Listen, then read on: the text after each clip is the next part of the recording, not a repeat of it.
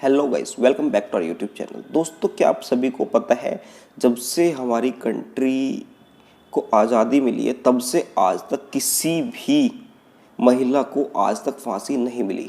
और after independence ये पहला केस है, शबनम केस, जो कि इतना ज़्यादा जो कि फेमस इस वजह से हुआ है क्योंकि आफ्टर इंडिपेंडेंस पहली महिला है शबनम जिसको फांसी लगेगी। ठीक है, कुछ लोग इसमें एक चीज़ भी बोलने वाले हैं कि यार महिला को फांसी क्यों दे रहे हो, ऐसा क्या कर दिया इसने, ये क्या हो गया, फलाना हो गया, ढिमकाना हो गया।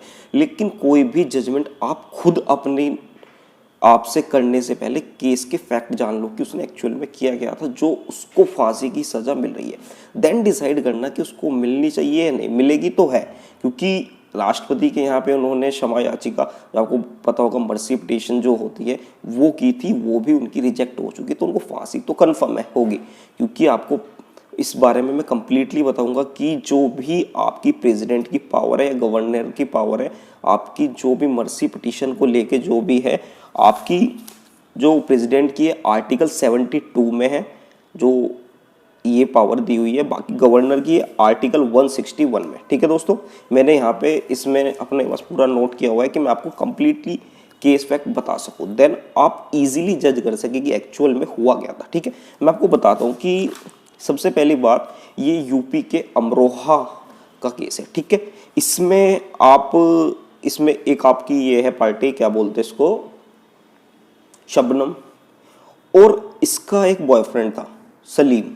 ठीक है, जो शबनम है वो एमए है, बाकी सलीम 8वीं फेल था। ठीक है, सबसे पहली चीज़ ये पता लगी कि लव ट्रायंगल्स, कुछ लव से रिलेटेड, ट्रायंगल तो नहीं बोल सकते, लव से रिलेटेड, ये रिलेशनशिप से रिलेटेड कुछ यहाँ पर चीज़ें आई थी। ठीक है, तो जो शबनम के घर वाले थे उनको ये पता था कि वो सलीम के लिए नहीं मानेंगे, तो सलीम ने शबनम को एडवाइस किया कि तुम अपने घर वालों को मार दो।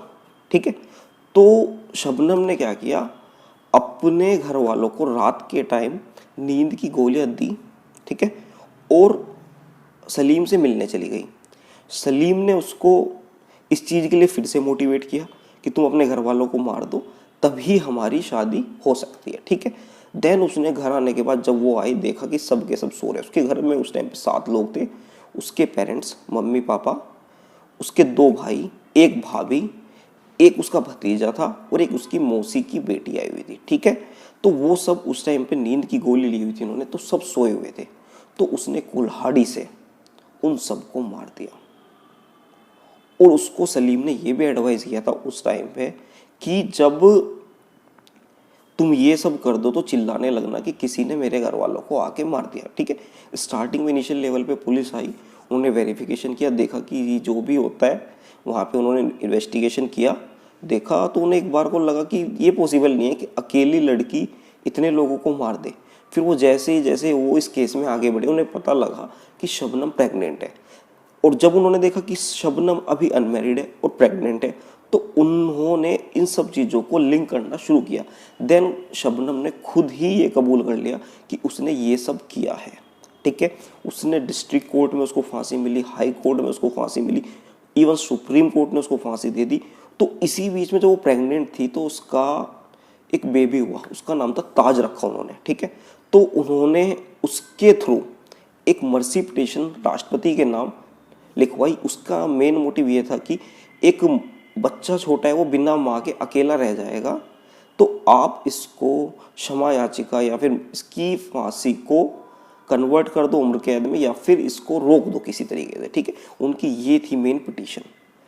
लेकिन राष्ट्रपति ने भी देखा कि ये फैक्ट देखे कि उसने किया क्या एक्चुअल में, 7 लोगों को मार दिया, किस चीज़ के लिए, बिना बात की चीज़ के लिए। ठीक है, तो उसकी वहाँ पर भी रिजेक्ट होगी, तो उसकी फांसी होनी कन्फर्म है, अभी नहीं हुई, होगी इसकी मथुरा में, तो मथुरा की जेल में है अभी ये, तो इसकी फांसी वहीं पर होनी है।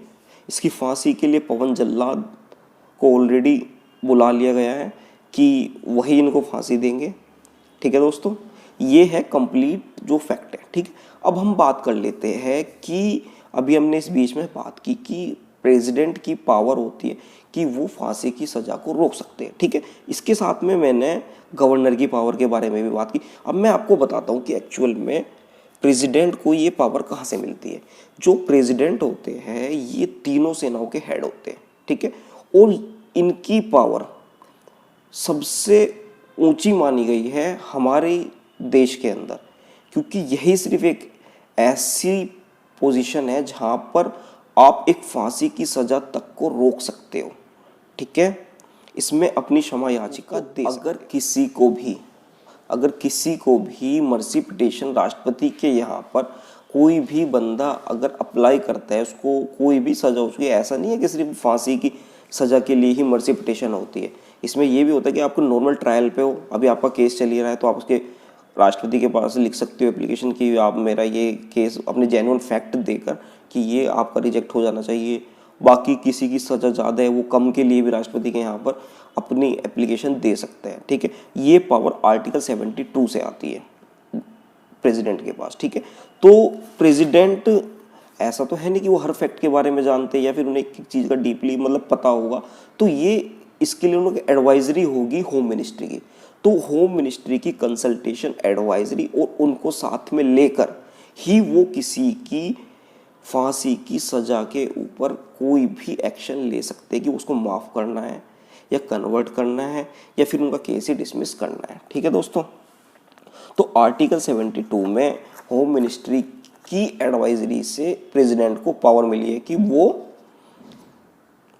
किसी की भी फांसी की सज़ा को माफ़ कर सकते हैं, ठीक है।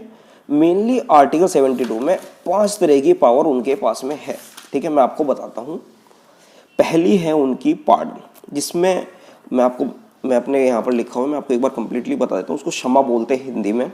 उसके अंदर वो कंप्लीटली उसको माफ़ कर सकते हैं, पूर्णतः माफ़ बोलते हैं उसको, ठीक है। या फिर कोई अभी केस बीच में अभी आपकी नहीं आई सज़ा, लेकिन आपको उसी से हैरेसमेंट हो रहा है, आपको लगता है कि आप जेन्युइन हो, तो आप उसी दौरान राष्ट्रपति के यहाँ पर अप्लाई कर सकते हो, ठीक है। तो वहाँ पर भी वो उस केस को कंप्लीटली रिजेक्ट कर सकते हैं अगर आपका उसमें भी है, अभी अंडर ट्रायल भी है कोर्ट, ठीक है केस, ठीक है। चलो अब बात कर लें जी दोस्तों। अब बात करते हैं कम्यूटेशन की, जिसको बोलते हैं लघुकरण भी। इसमें क्या होता है कि इस पावर के अकॉर्डिंग जो आर्टिकल 72 से प्रेसिडेंट को मिलती है, उसमें ये जो आपका नेचर है सजा का उसको कम कर सकते हैं, मतलब बदल सकते हैं। इसमें टाइमिंग कम नहीं होगी। अगर आपको 10 साल की सजा मिले 10 साल की रहेगी, लेकिन आपको कठोर कारावास मिले तो आपको साधारण में कन्वर्ट कर सकते हैं इस पावर के अकॉर्डिंग। या फिर आपको फांसी मिली है तो वो कंप्लीटली उसको चेंज करके आपकी उम्र कैद में कन्वर्ट कर सकते हैं, ठीक है दोस्तों।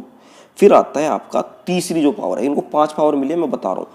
तीसरी जो पावर है उसको बोलते हैं परिधार, हिंदी में रेमिशन होती है, आपको बोला जाता है इंग्लिश में, ठीक है। इसमें हम नेचर चेंज नहीं कर सकते। अगर कठोर कारावास है 10 साल का तो 10 साल का ही रहेगा। अगर नेचर चेंज नहीं हो सकता तो फांसी वाला इसमें मैटर नहीं आ सकता कि फांसी आपकी कन्वर्ट हो जाएगी। तो ये फांसी के लिए नहीं है ये वाला परिधार या रेमिशन। तो इसमें ऐसा हो सकता है कि आपको अगर 10 साल की सज़ा मिली है, वो कठोर है तो कठोर ही रहेगी, आपकी 5 साल की हो जाएगी या 1 साल की हो जाएगी, 2 साल की हो जाएगी। डिपेंड करता है प्रेसिडेंट के ऊपर कि वो आपको कितनी आपकी कम करता है सज़ा, ठीक है। फिर आता है विराम, रेस्पाइट। इसमें ये होता है कि अगर किसी की एक डेट फिक्स हो गई कि इस डेट को इस बंदे को फांसी होनी है, लेकिन उस दौरान वो बंदा बीमार हो जाता है, या फिर कोई लेडी है वो प्रेग्नेंट हो, जैसे कि शबनम के केस में वो प्रेग्नेंट थी, तो उसकी आपकी जो कोर्ट प्रोसीडिंग से लेके जितनी भी सज़ा वो थी वो सब आगे बढ़ती चली गई, क्योंकि वो उस टाइम पे प्रेग्नेंट थी जिस टाइम पे ये केस हुआ था, ठीक है ना।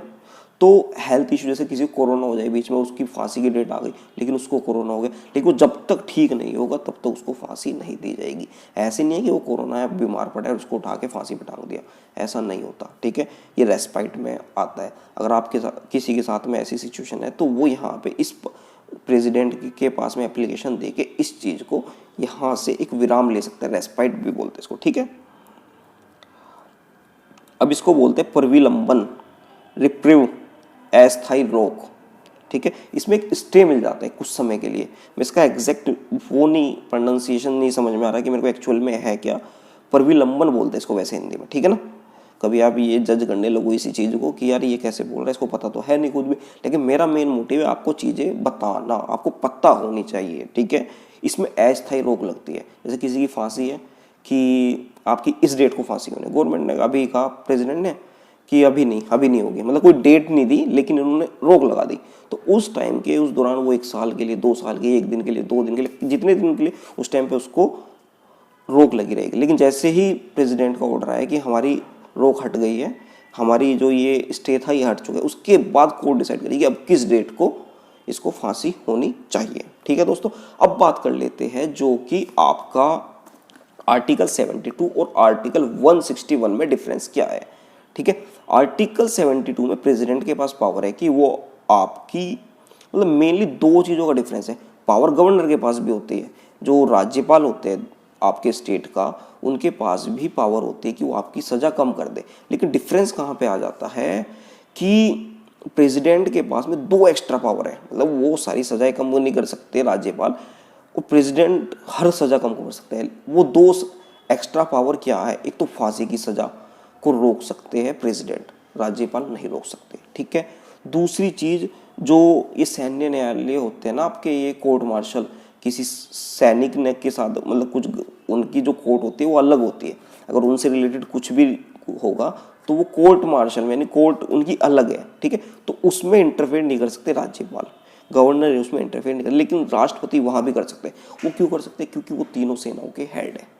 ठीक है दोस्तों, आई थिंक इसमें इतना ही आपके लिए जानने योग्य था इस फैक्ट, इस केस के अंदर। मेनली आपको पता लग गया शबनम केस में उसको फांसी क्यों दी जा रही है, उसने एक्चुअल में किया क्या था। ठीक है, आई होप आपको वीडियो पसंद आई होगी। वीडियो पसंद आई तो वीडियो को लाइक करें और हमारे चैनल को सब्सक्राइब करें इसी तरह की वीडियोज़ के लिए। Thank you very much.